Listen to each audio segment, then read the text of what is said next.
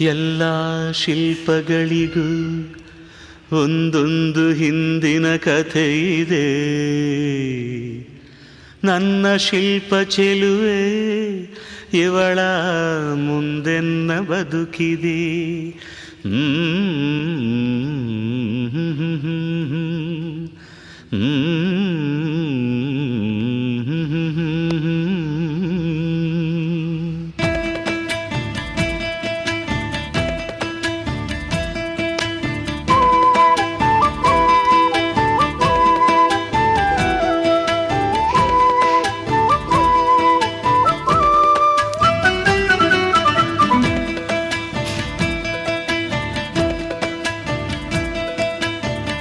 ಭಲೆ ಭಲೆ ಚಂದದ ಚೆಂದುಳ್ಳಿ ಹೆಣ್ಣು ನೀನು,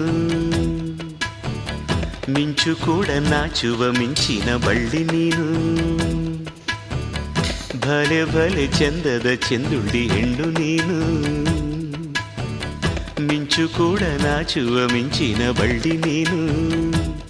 ನಿನ್ನ ಚಂದ ಹೊಗಳಲು ಪದಪುಂಜ ಸಾಲದು, ನಿನ್ನ ಕಂಗಳ ಕಾಂತಿಗಳಿಂದಾನೆ ತಾನೇನೆ ಊರೆಲ್ಲ ಹೊಂಬೆಳಕು.